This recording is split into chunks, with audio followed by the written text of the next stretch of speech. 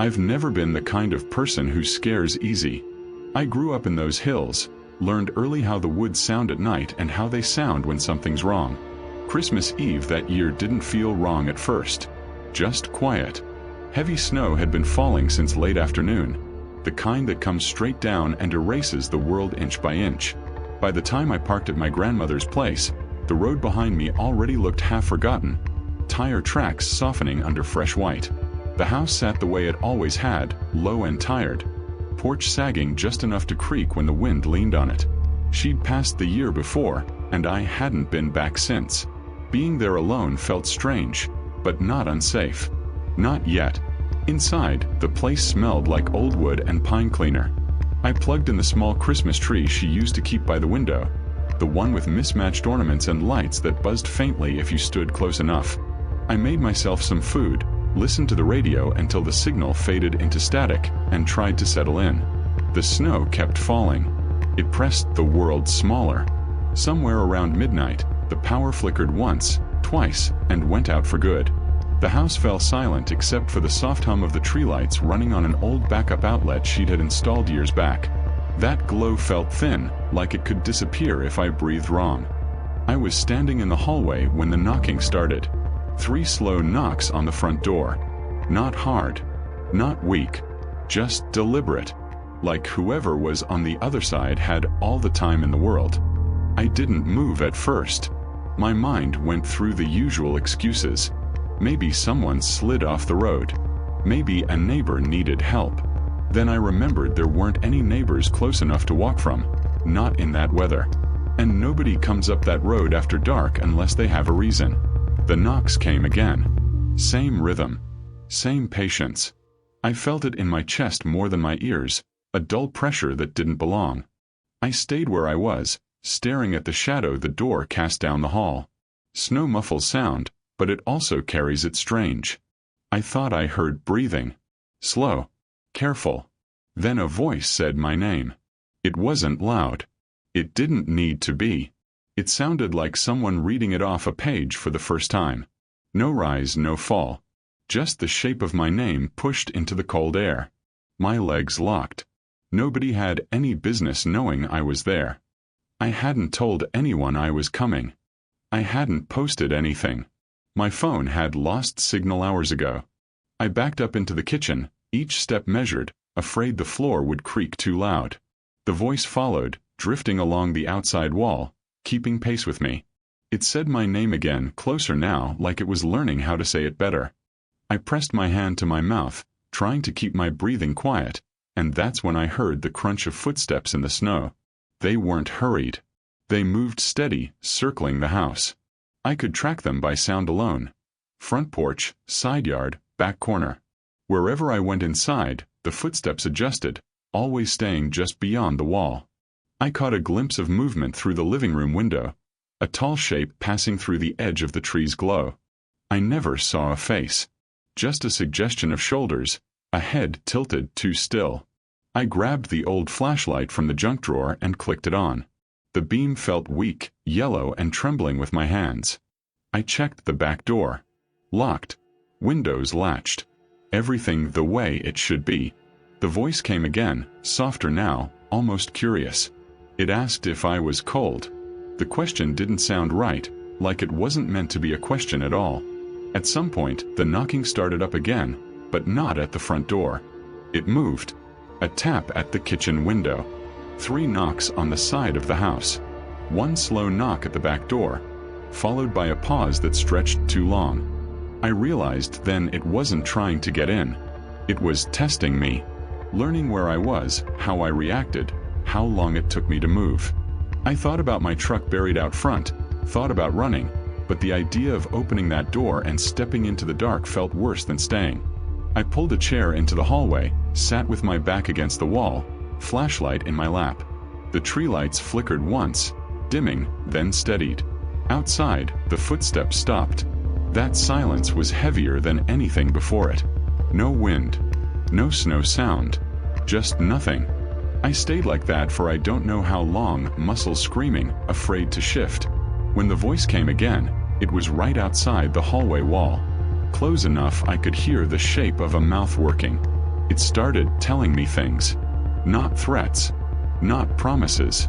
Just small, wrong details. Things my grandmother used to say. The way she took her coffee. The spot on the porch step that always dipped under your foot. Things someone could only know by being there. By watching. At one point, I swear I heard fingers drag along the siding, slow and thoughtful. The sound made my teeth ache. I pressed my forehead to my knees and waited for something to break. 4 glass. 4 wood. It never came. Instead, the voice changed. It tried different tones. Softer. Almost familiar. It asked me to come outside so it could see me better. Said the snow was getting deep. Said it wouldn't wait forever. Hours passed like that. The cold crept in as the house lost what little heat it had. My hands went numb. The tree lights buzzed and dimmed again. Sometime before dawn, the footsteps returned to the front porch. 3 knocks. Same as the first. Then nothing. I didn't move until light began to seep into the windows, that pale gray that comes before the sun. When I finally stood, my legs barely held me. I went to the front door and pressed my ear against it. All I heard was the distant hush of wind through trees. Outside, the snow was untouched. No footprints. No drag marks. No sign that anything had been there at all. The road was still buried. The woods stood quiet, branches heavy with white, like they'd been holding their breath all night. I waited until the sun cleared the ridge before I dug my truck out and left. I didn't lock the door behind me. I couldn't tell you why. Maybe part of me thought it wouldn't matter. I don't spend Christmas Eve alone anymore. I don't go back up that road. Sometimes, late at night, when the house is quiet and the power flickers, I still hear those knocks in my head. Slow. Patient. Like something that knows my name and isn't done practicing it yet. I left my parents' place later than I meant to that Christmas night. The house had been loud all evening. Too many voices layered over each other. Laughter forced just enough to hide old tensions.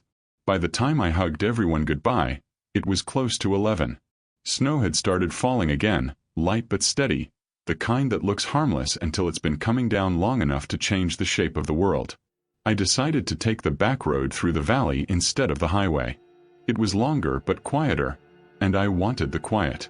That road cuts between wooded hills and open stretches of frozen pasture, following the creek for a while before climbing back into trees.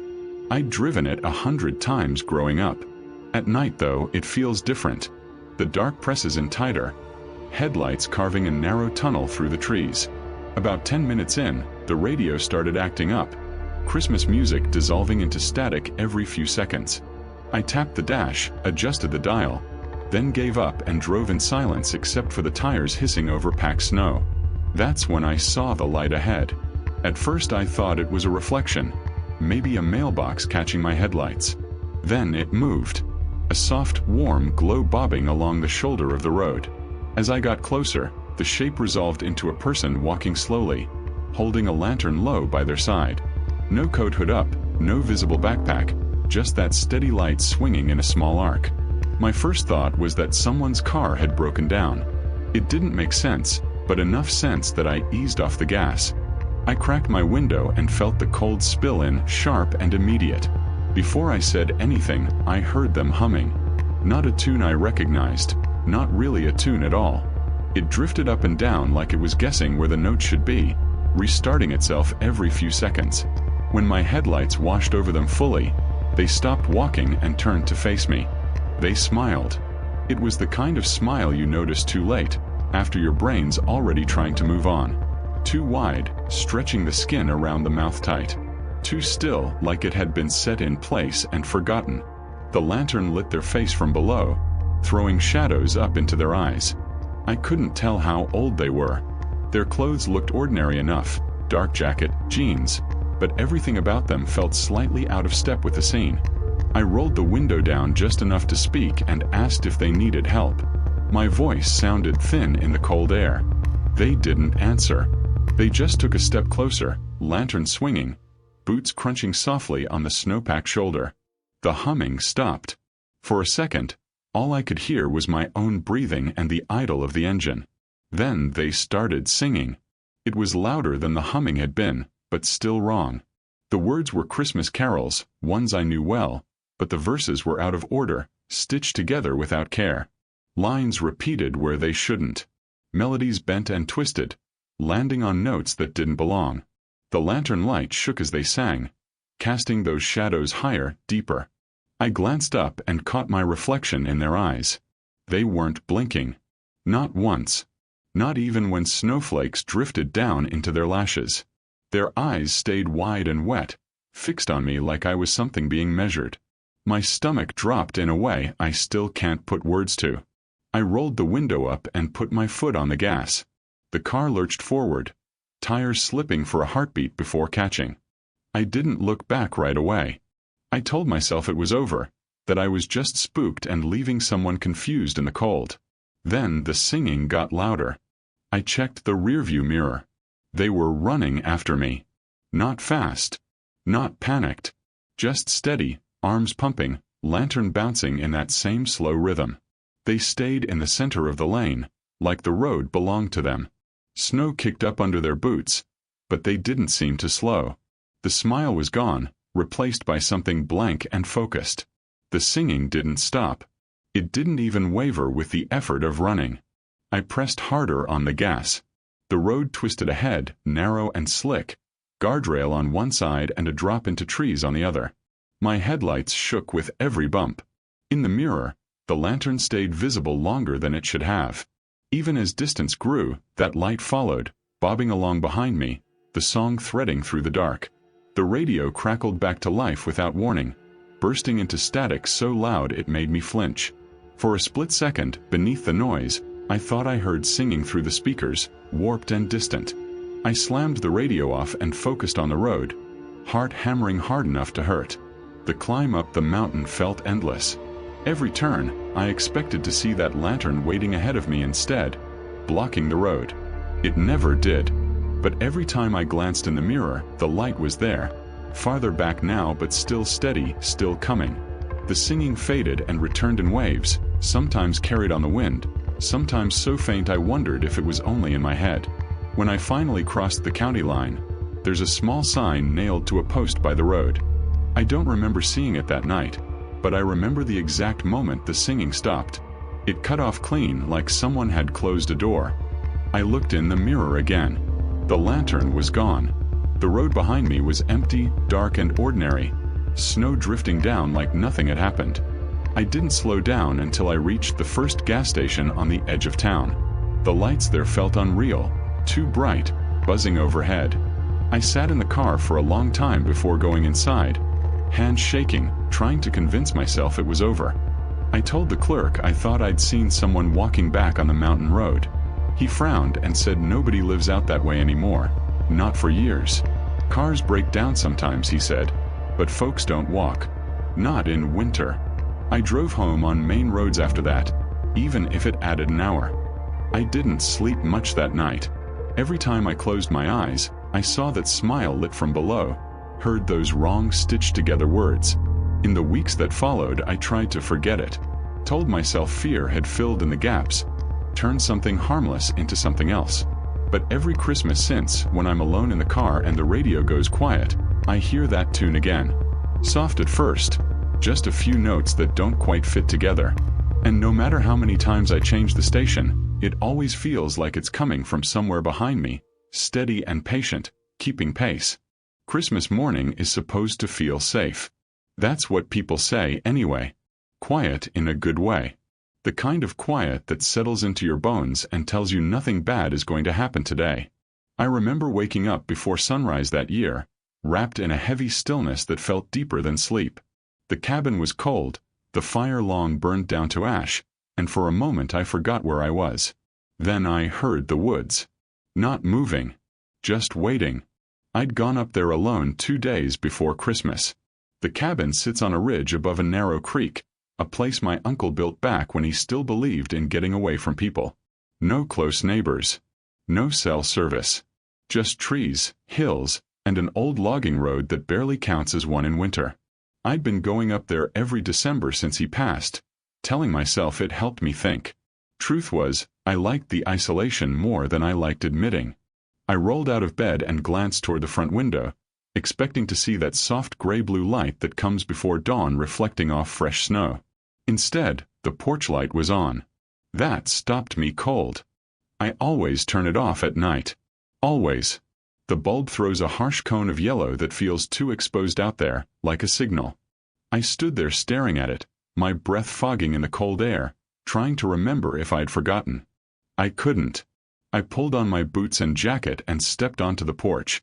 The boards creaked the way they always do, familiar and comforting, until my eyes dropped to the ground. The snow was smooth. Perfect. No tracks leading up to the cabin. No tracks leading away. Not even the shallow dents from birds or squirrels. Just a clean, untouched blanket stretching out to the tree line. And right there, centered in front of the door, sat a present. It was wrapped in plain brown paper, tied with red string knotted neatly on top. My name was written on it in careful block letters, the kind you'd expect to see on a form or a label. Seeing my name out there in that handwriting made my stomach tighten. I didn't touch it. I couldn't. I scanned the yard again, then the woods, half expecting someone to step out from behind a tree and laugh. Nothing moved. I walked the perimeter of the cabin, crunching my own footprints into the snow, trying to make sense of it. Every window was locked from the inside. No signs of anyone brushing past the walls. The snow stayed clean except for my tracks. I even followed the edge of the clearing, checking where the woods met open ground. There was nowhere anyone could have stood without leaving a mark. By the time I came back to the porch, my hands were shaking from more than the cold. I picked up the present. It was heavier than it looked, dense and solid, like a box of books. I carried it inside and set it on the kitchen table, staring at it for a long time before untying the string. Inside was an old photo album, the kind with thick black pages and clear plastic overlays. I recognized it immediately, though I couldn't tell you how. It smelled faintly of damp paper and pine. I opened it slowly, half expecting the pages to be blank. They weren't. The first photo showed me standing on that same porch, splitting firewood. I remembered that day. Late afternoon, early winter. Wearing the same jacket I'd brought this trip. The angle was wrong, though. Too low.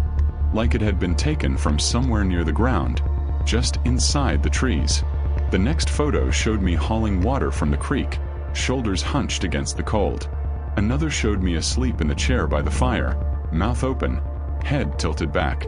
I flipped through page after page, my chest tightening with each one.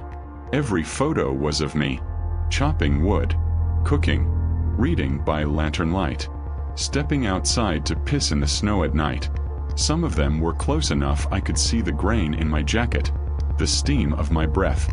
None of them showed who took them. The angles were all wrong. Too distant, too hidden. Shots taken from behind trees, from the dark beyond the firelight, from places I never looked. The dates scribbled faintly and the corners went back years. Every Christmas. Every winter visit I thought I'd been alone. The last page wasn't a photo.